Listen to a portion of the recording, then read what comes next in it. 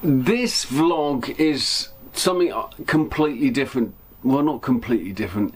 This vlog is about a conversation I had with a mate of mine. I met him 20 years ago when we were doing some training of management and leadership. And here's our thought processes 20 years later about the importance of getting the foundations right, whether you're living, whether you're in work, whether you're a team manager, whether you're a team leader, because we understand, having lived a working life, both of us in the military, doing different types of job, but the crossovers are the same whether you're in administration, whether you're in finance, perhaps, not that I know much about finance, the NHS, not that I know much about that, the CRT, everything in life requires good foundations. We're discussing that. If you are a manager or a leader and you know it all, then don't bother watching. But I've worked with people that think they know it all and they've got it all wrong, in my opinion. Not all of them, but generally we miss one key important thing: people. Anyway, discussion. If you're interested, continue to watch. If you're not interested, it's nothing to do with narrowboaty stuff, but it is to do with life. Take it or leave it. I think this is a risk. This is a risk for my channel because most people are going to slag me off, I suspect. What do you know? Yeah, okay, whatever. And you might be right. But I think this video is quite profound. So in advance, thanks for watching, thanks for liking, thanks for subscribing. But don't unsubscribe because this is just a one-off. Enough waffling. Later.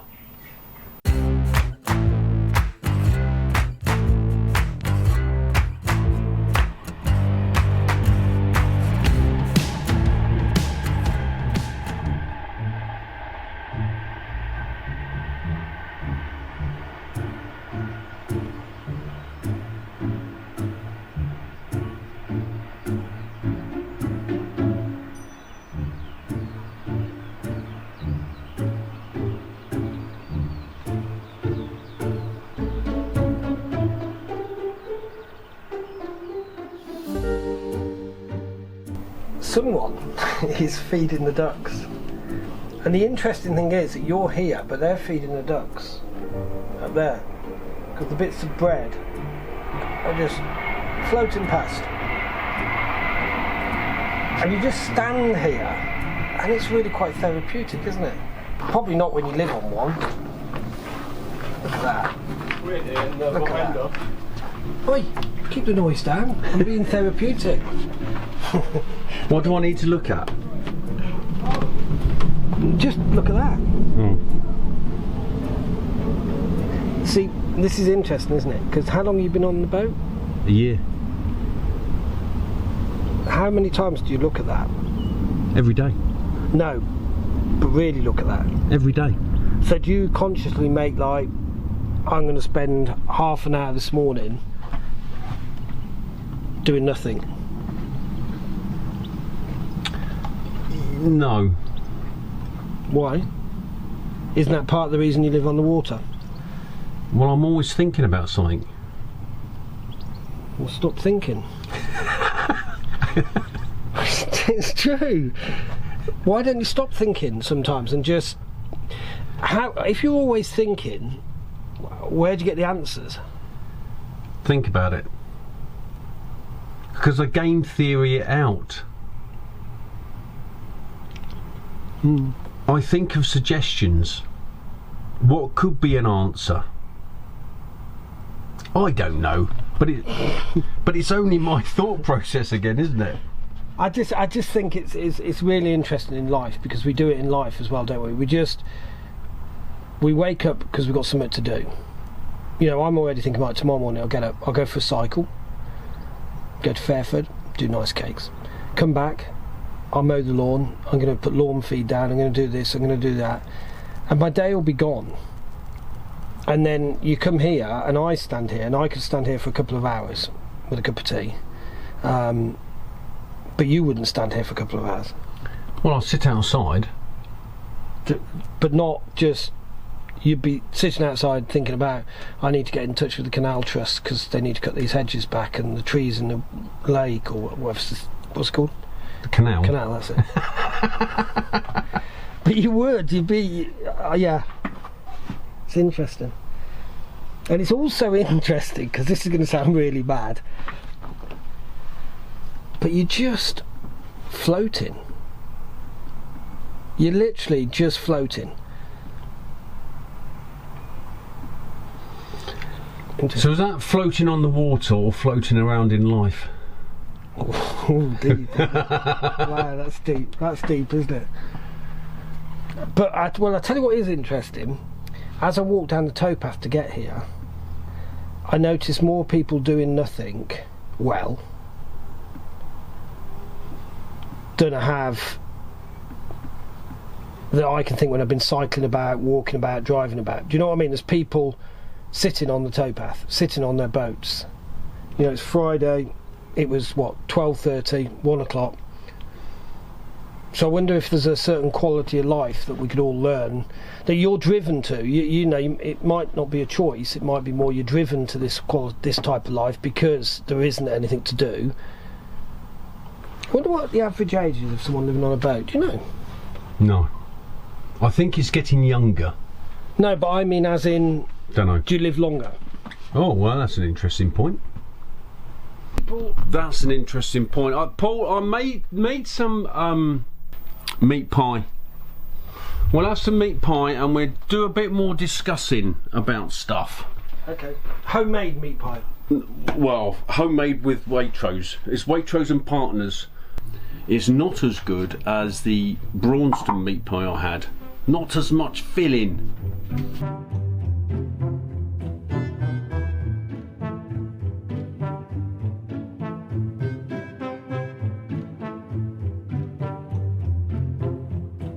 So, you've been, this 4th time you've been on the boat, would you buy one? No. That's quite certain, isn't it? And perhaps you wanted a yes, so... No, if you do, we can re-record it later and you can have a yes and I'll do it. The answer's no. Yeah. I think the thing is, Chris, it's some of the stuff you say. So, I was saying to you earlier when I came on, the interesting thing for me is now, a year later, this is a home. You know, you've got a cornflakes box down there, okay? You wouldn't have had that down there a year ago because you were thinking about everything needs to be in a place, everything needs to be put away, everything. It was an object, it was a thing that you needed to look after, and now it's a home because you got used to it. But I do think, having followed you for the year, it's hard work. And I don't want hard work. It's hard work. I mean, we were only talking, weren't we? Doctors. Yeah. Dentists. You know, I get quite stressed that I was in the military for 36 years. I've left the military and I can't get an NHS dentist. I sort of think that's wrong. Maybe it's not, maybe I'm just precious. But because of your lifestyle, you can't and never will be able to have, unless they do something different. I know we've spoken about this. I know there are people that have gone to the dentist, but they've had to do an awful lot of travelling to find one, and two, because they're on a boat, to travel to get there is a chore. And by the time you got there, either your teeth have fallen out, or the problem doesn't exist anymore, or it's hidden itself somehow. Same with doctors. And, you know, I just bought my river licence for next year, and I have to put a postcode down to get my river licence. Well, I live on the boat, so I'm mortgaging the goodwill of the person who's allowing me to use the postcode, their postcode. And their postcode is only valuable if you're in that postcode area.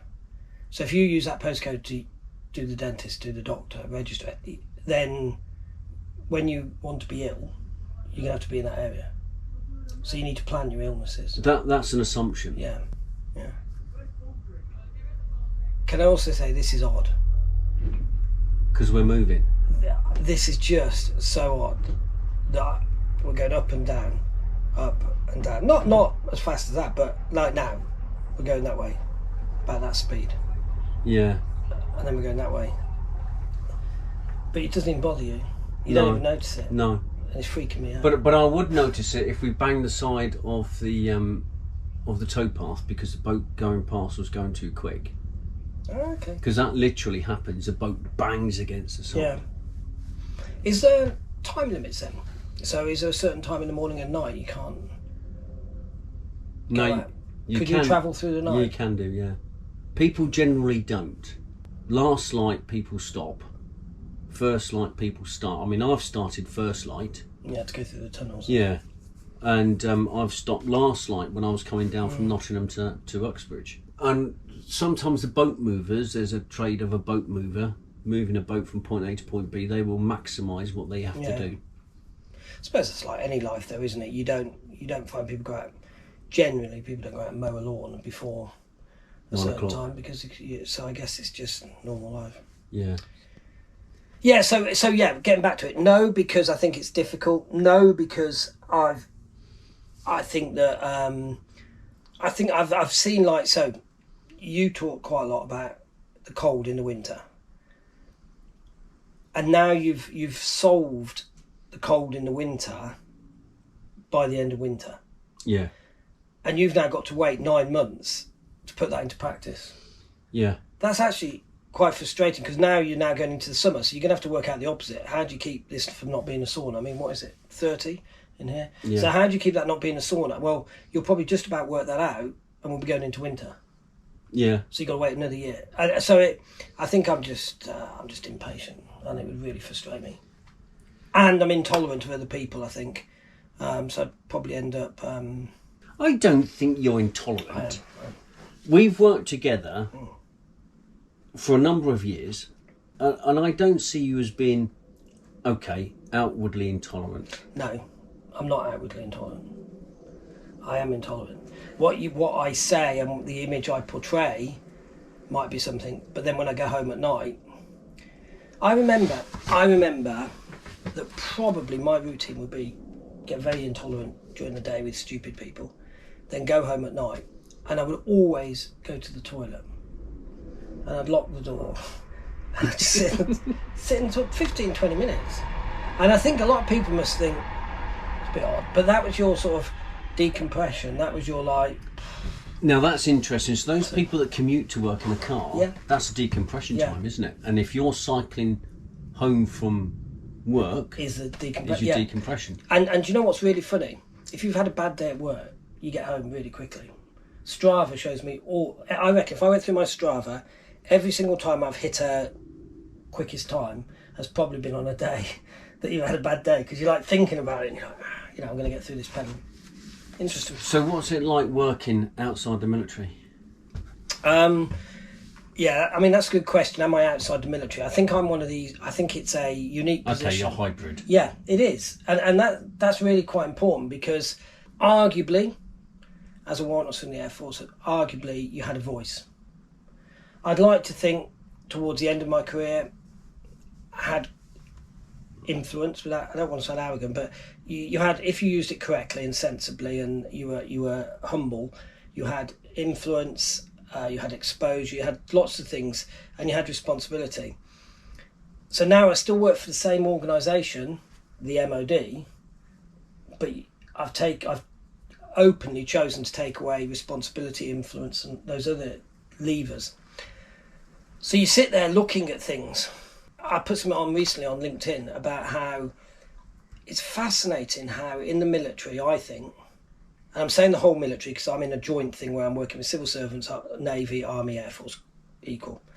I think it's the only thing I can think of that doesn't invest time down.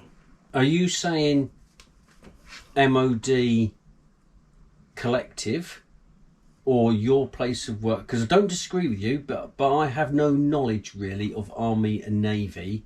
One would assume, because the structure is the same, but organisational culture is slightly different. I get where you're coming from. Yeah, I mean, organisation culture is another thing altogether, because that's like, you're right, you know. The army treat people differently. The navy treat people differently. But then, I think sometimes in a joint world we're very quick to judge the others.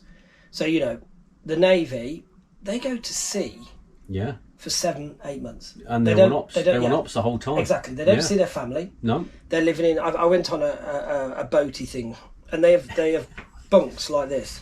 Is that a ship thing? Is it? Yeah, because a boat goes in. Yeah, that's right. So it's a ship. So, but they had bunks, and if you know, sometimes you're even sharing that. So you haven't got anywhere that's yours really. And they do that for 7 months. Yeah. So when they come back and work, what I think they call shoreside. So when they get an assignment like to a joint unit, like a Stratcom unit, say, that's a bit of harmony. That's a bit of, okay. Yeah. But the organisation doesn't see it as harmony. The organisation still wants its pound of flesh out of these people. So I think there's and so therefore it must be really difficult. And this is just the Navy, because this is all their colleagues. If you're working, maybe getting away on a Friday, coming in a bit later on a Monday, and Army and Air Force and Civil Service will get really annoyed with them. But actually, they've just spent 7 months at sea. Yeah. So why shouldn't they? And the only time they don't work is when they're sleeping. Yeah. Yeah. And they're on, possibly, because I've known some, on 8-hour shifts. I've worked in the joint environment quite a lot. I think the Navy... Sorry, can I just cut in? Yeah. 8 hours on, 8 hours off. Oh, yeah. It's not 8 hours every 24. No. It just keeps going round and round and round. Yeah. How do you take that person out of... Like, you've just come off the Queen Elizabeth, you're now posted to Blar, and you're doing this job. And they're like, oh, okay, great. I've got a bit of time at home, a bit of time with the family. I haven't been here for 7 months. And then they walk in and they've got an RAF guy standing there, or an Army guy saying, right, I need you in at 8. No, you can't work from home. Yes, you have to do... He's getting thrashed again, well, in a different way. In their mind they are. In their mind they are. In the RAF person's mind, well, I'm giving him Friday afternoon off. Well, yeah, okay. So I think the key thing, Chris, is about this. I'm fascinated. I'm fascinated at the point that it's almost like a text message, which I don't understand how they float through the ether. But I can't think of many things that you don't focus on looking down. You build a house. I was cycling. I cycle past a housing development, and for weeks on end, maybe months, there's people working, but there's nothing happening. I drove through HS2 in Wendover today. There's things going on, but I haven't got a clue what's going on. But when you cycle past that housing development or that HS2 development in 3 months, 4 months after they've done the house will go up in weeks. So you'll go from that to that in weeks. But it took months to do that. Is that not Pareto's law, 80-20? Why do you do this to me? Go on. Because it takes 80% of the time to get the foundations right. Yeah. And once they're right, 20% to make shit happen. Who's Pareto? Oh, some ancient Egyptian psychologist. I'm not sure if he's Egyptian. Some fella, Italian maybe. Don't know. I think you probably spent too long on a boat on your own. No, honestly. But it's you've heard of 80-20, haven't you? Yeah. Well, that's Pareto's law. Yeah, okay, and it's that principle. But I think what's happened is you're concentrating on the foundations, on the lower levels, and first. then you also think things like plants. So roses, you got to prune a rose. You can't just leave. You got to prune, and the more you prune it at the right time, in the right place, it will flourish the next year. And then you prune it again. But actually, when you prune it, a guy came and cut some apple trees down our garden, and I just looked and thought, oh my goodness, he's absolutely massacred those. That's it. There they are now, buds flourishing again, even better than they were. Did you ever see Escape to the Chateau? Yeah. And you had Dick Strawbridge that absolutely massacred his trees going down his avenue. That's it, yeah. Stumped them also. Yeah. And Angel was going, what have you done? Yeah. Again, give it a year. Yeah. And it just... Yeah. I do like that programme. But what's my point? What's my point then? You've asked me, after leaving the military, etc., and I've said about foundations of the house. The point is, there's a lack of foundations. It's all centred up. Yeah, I would suggest if the MOD was a housing development, they would start building the house and then be like, oh, these aren't very good. And someone would have said the whole time, but you need to do the foundations. But the person saying we need to do the foundations is the expert in the foundations. But he's a lower rank, a lower grade, and they don't listen. Yeah. They might listen, and I found this with the commissioned brethren. They listen, but they don't take note, except the good ones. And then the good ones aren't in long enough to make a difference. I know there's exceptions. I've worked with some fantastic people. I just think you need to. I think one needs to revisit what you said though. Is that I think you need to look at why don't they though? Because so where's the problem? I remember working on a unit and the boss was a bit called. There were sergeants, I was a warrant at the time, but there was sergeants saying to me, "Oh yeah, but the boss is a bit of a grey man. We don't know what he does," and blah blah. But the problem is, was he the problem? Or was his boss the problem? Or was his boss the problem? So how do you quantify where the problem starts? So therefore, but I wonder if the MOD, the RAF, I know better than the other two, but have created a beast over the years that the only reward is promotion, and therefore the only thing anyone does is please their boss. And I put something on LinkedIn about, what if my troops, when I was in charge of people, what if they wrote my SJAR? And your confidential report. Would I get, would I get promoted? I would suspect you would. Wouldn't it be so good if you could spend a day, week, couple of days in somebody else's shoes so you begin to understand what goes on? Because that's a famous saying, isn't it? You need to walk in someone's footprints. In order to understand the true person or the reasons why. I would really like to understand from different perspectives of CRT that the management, why is it you're thinking like that? And before you've cut me off for a very good reason, and we need to think a little bit deeper. What's the thought process? What's the D&G, direction and guidance? Right. What are the terms and conditions that they have to apply by? But they generally have to say yes to the person above, otherwise they don't. If your motivational values is you get out of bed every day to go into work and you're in charge because you want to invest time in your people, and you want your people, and you're people focused, and you really want them to enjoy being at work, and promotion doesn't matter, then actually promotion will probably come anyway, because then you will be good. But I wonder how many people now just focus more on the promotion, but I wonder how much that's driven by their boss, what they expect, the expectations, what is that said. So I believe that in any organisation, in the military, the CEO sets the tone. When people point their finger at squadron leaders, middle management, senior management, I often think, but hold on a minute, what's been asked of them from above? And I think if there's a figurehead in an organisation, they own the culture and they own the organisation. I don't disagree with that. We are talking about different generations and I think this could link to you and what we've talked about with the Canal Trust, because, when I joined the military, I had no qualifications, which is probably part of the reason I joined the military. And then it's just given me an unbelievable life, progression, promotions, to achieve things I never thought I would.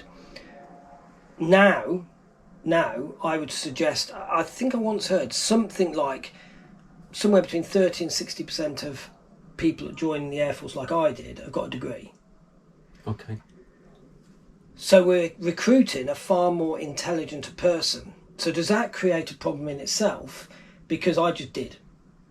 You tell me what you want me to do, I'll do it.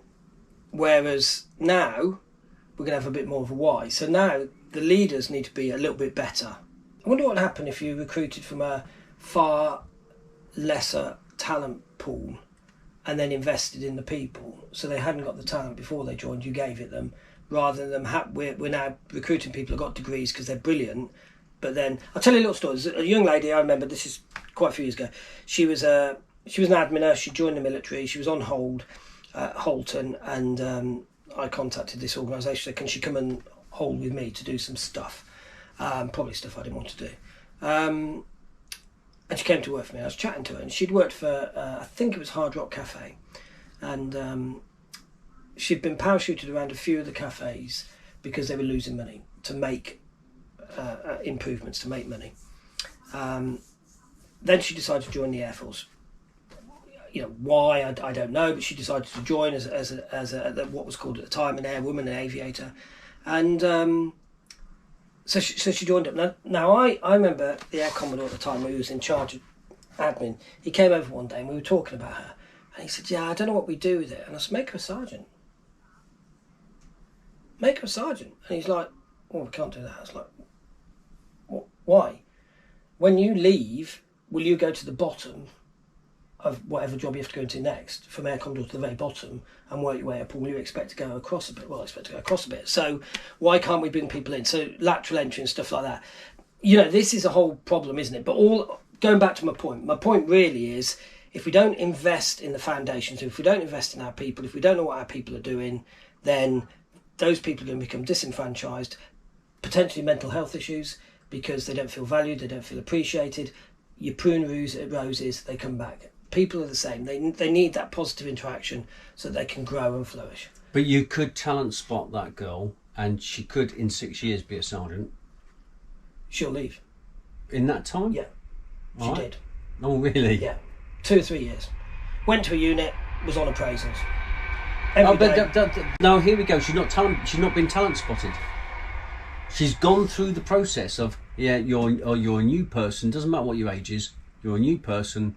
That's where you go. So there, well done, because there's your link to you and the Canal Trust. Because you're going to these meetings now, and I'm looking out the window here, and the towpath is heavily overgrown, and you're saying to them, we need to sort something out. And they're probably thinking, you did an online meeting, they probably turned the cameras off and were like, oh God, what does he know? He's been on a boat for a year and he's telling us how to run this shop.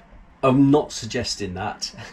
But that's a point, isn't it? But there was a fella who said, "Oh, we are thinking about this, and we know what's in your head." No, you don't. You haven't got a clue what's in my head. I've got so many ideas.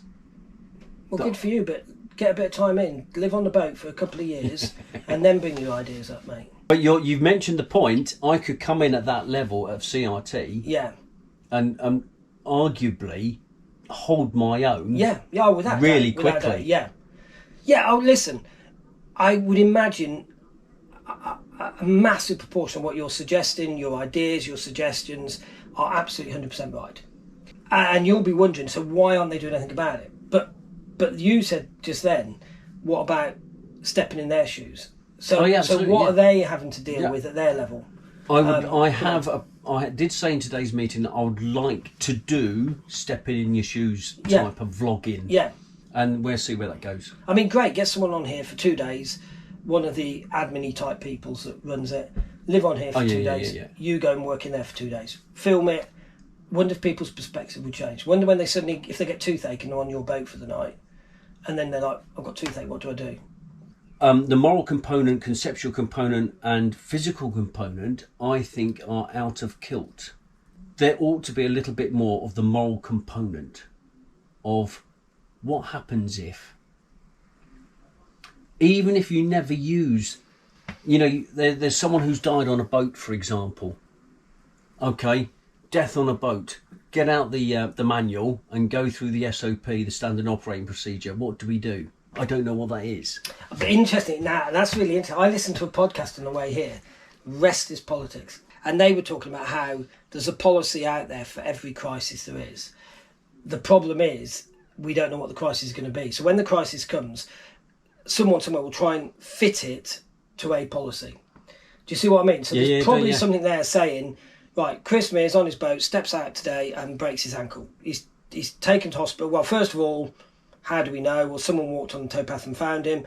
That person then's got to be willing to help you, phone you, because you can't get back in the blah, blah, blah, blah, blah.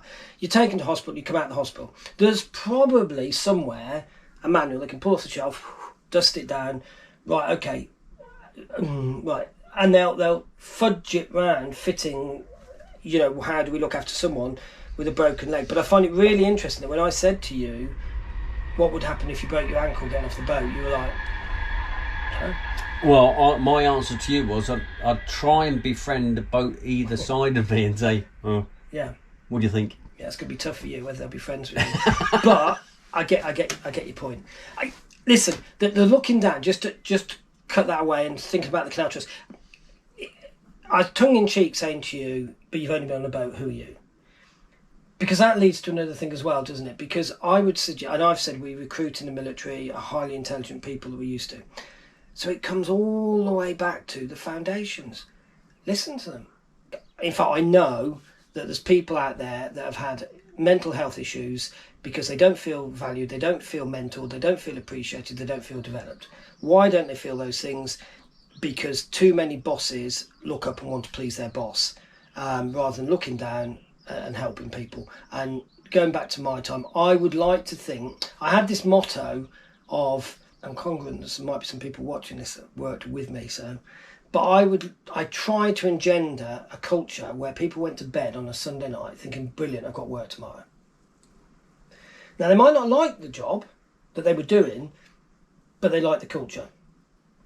And I think if we could all in life try and think, can I make life better for people? Can I do something for somebody else?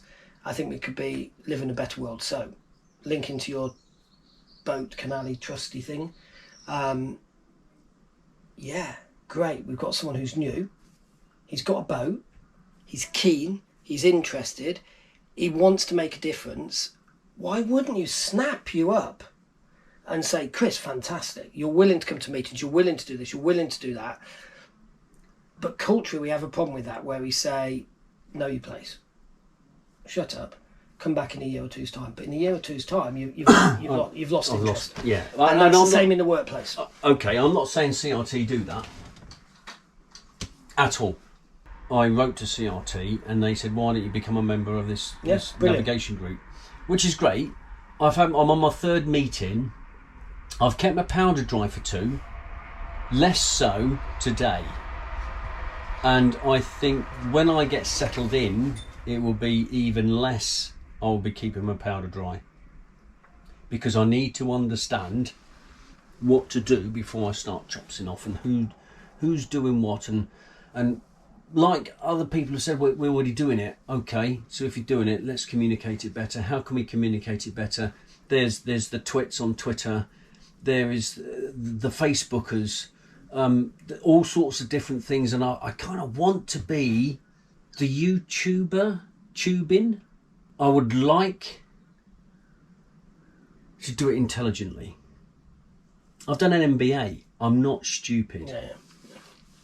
I can utilise all my knowledge of militariness, managing squadrons, going to war. There's a lot of crossovers between operations and the CRT. A lot of crossovers. Mm. Yeah, and I get that. And I think the way you spoke then is almost proving my point, you see. Because you spoke with a lot of passion, a lot of desire, a lot of enthusiasm, etc. And that's what I'm trying to say people have got in the workplace. And if you don't cultivate that, that will slowly go. If we don't invest in people, if we see new people as a hindrance, not as a benefit, nobody is investing any time in saying, that's really good. And this is why, you can see, this is why I just don't get it. Because that isn't difficult. It could be as simple, Chris, as good job this week, mate. You done a good job. I've seen you at the last place when we worked together, not in the same sort of building, but you are always caring about other people, and you are caring about other people. And I think, by and large, you generally make the right decisions because they're thought through, and because your experience as a shiny, as someone who deals with HR, No, listen, seriously. No, honestly. There'll be people watching this. Listen, I'll look it in the camera.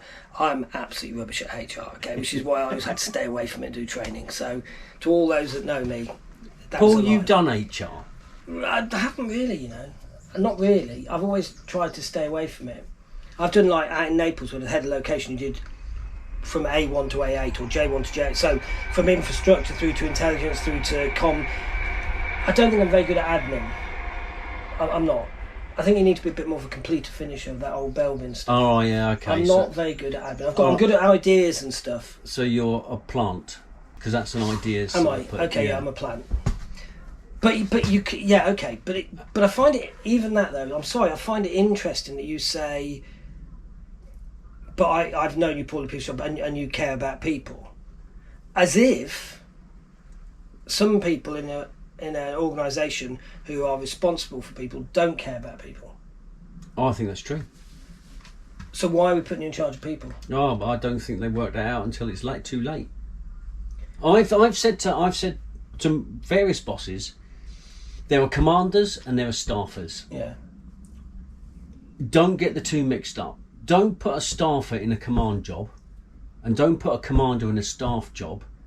The levers have changed. The levers of making stuff happen sometimes have to be dynamic.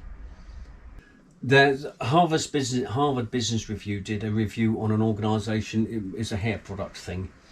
And you were reading it because I read HBR. Hair product. The man that uses Old Spice. Yeah. From 2018. Yeah, I need to use it more often. Clearly, but this company were losing their top third all the time. Yeah. Until such times as the culture changed, because they got cultural specialists in, and they did a straw survey like CRT have just done on what is it like XYZ, although different type of survey. What's it like at the bottom third? What's it like a middle third? What's it like on the top third? They all come out with the same answers. We're not allowed to think for ourselves. It's a top-down driven, and you're not investing in the bottom, top, middle, or third, workers. Yeah. Now, when they started to change the culture and people were allowed to make decisions, they then became the number one company to work with. We say things like we're surprised. It's like you're saying when they invested in their people, and it's like, but what? And listen, investment is a big word. I keep doing this, but I'm doing it to make a point. Chris, you're doing a good job. That's investment, and for some people that's enough. But for some people, we can't even do that because my boss has got to go and write a point brief because we're having this or we're doing that, or I've got to do. The boss the other day was chatting to me about something. I've got a medical thing going on, and I said, "Can we have a chat?" And he said, "Yeah, let's go and have a chat." Oh crikey! I can do it now, but I've got 5 minutes because I've got so many emails. Think about that. I can do it now. I've got 5 minutes because I've got so many emails. So the emails are more important than me. Yeah, that's what I'm hearing. Then when I came back upstairs after teaching, when I got back at sort of 3-4 o'clock that afternoon, they'd gone because they'd got to go home because of blah blah blah.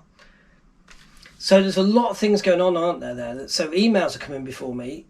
Getting home is more important than me, and that's not me being precious. I'm not. No, I'm using this example. By the way, this isn't very recent. So, boss, if you're watching this, I'm just telling you a story that happened. So now we've got a problem. So my boss isn't interested in me. There's other things that are more important than me, which I get. So it's not all about me. But if it just said, "What about we go to lunch tomorrow?" Yeah, I always used to do that. Have a meeting over lunch. But are you super intelligent to think of that, or is that just common sense? That's common sense. Another time to have a meeting, and I've done it. Yeah. Drive into London. How long did that take? Yeah, exactly that. You sat there. Yeah. Where am I going to? I think all that we've spoke about, I think, is really simple. I think it's a case of appreciating other people, appreciating the Canal Trust. Is it the Canal Trust? Am I saying the right thing? That's fine. Appreciating the Canal guys at the top, that let's assume they are trying to do their best. So let's look at it from that positive. Let's change our thought process that they're trying to do their best. Let the Canal Trust people, in your case, think about the people living on the boats, the ships, the dinghies, whatever they are. People think about, and then if they thought about them and you're thinking about them, then it starts to get this great culture. Then what they also think is someone's new and they're keen and they're interested. Let's pull that person in and use that person. And that's the same in my organisation. You know, that let's go back to the basics. If your troops, if your subordinates, whatever organisation you work for, if you're a head teacher and your teachers wrote your annual appraisal, if you're a teacher and the pupils wrote your annual appraisal, would you still get a good annual appraisal? And I think if people took that on in life, I think we'd be in a better place. I remember doing it. Have you heard of Monkey Survey? Monkey Survey? Is it Monkey Survey? Yeah. Survey Monkey. No, is that it? What do you do? What is Survey There's Monkey? 10 questions you get for free, and you can ask people. Yeah, I remember you doing this at Holton. We didn't. You remember me wanting to do this. Okay. One person said no because I know what they're going to say. They're just going to slate me, and it was like, well, if you already know that, then up your game. But the same thing happened. I remember doing it with HMLC in a way. So HMLC being the warrant officer promotion course, the top of the tree, came on the course, top of the tree, Chris, and we used to teach on it, and I would go to the corporals that were on their corporals course, so the lower end, first promotion rank, and I'd say to them, each syndicate, well the guys would do it actually, but warrant officers, what do you think? And all the corporals would populate what they think. And then over lunch, I'd come in and I'd pin it around the classroom. And then all the warrant officers would come back after lunch and there'd be all these, right, this is what the corporals think of him. That's not true. When it says things like bipolar, out of touch, shut himself away in the office, what is a warrant officer? I didn't know I had a warrant. All these sort of... There was some great stuff as well, but everything they put that was negative, well, that's just not true. And I'm like, no. It is true because they've just written it. I haven't written this. This is what I think they think. This is what they think. Didn't want to listen. Do you remember we did that lesson at when we were teaching JMLC, the junior course? Yeah. And I was deliberately late. And you took over my lesson to start with, right, he's regiment. Let's have a little chat about what we think of regiment. Yeah. And I think I opened the window and was looking out saying, look, I'll keep an eye out so we can be honest. And, come on, tell me what you think. And they absolutely slated the regiment. Yeah, I know. Yeah. And then you walked in and they were lovely to you. Well, not so much that. I walked in and I went for a little run around the park. I see, a bit sweaty. Paul, I'm sorry about that. I had to take my kid to hospital last night. And I can remember them saying, we've just absolutely slated him and his trade and all the rest of it. That's and it. there was a genuine reason as to why. It's like you're driving a car. We used to use the analogy as well. I'm driving my car. Some of that's quite deep, so I apologise, not the normal one. I think Paul talks a lot of common sense actually, and very engaging, and the sort of bloke I like to have a discussion with and you know, talk life through and talk things through with. Nice fella. I learn stuff every time I talk to Paul. I do challenge some of his thought processes as he does mine. And I think that's the reason why we kind of got on and helped each other out, and bit of a change from the normal. Back to narrowboaty stuff on Wednesday. But for now, ciao, Papa.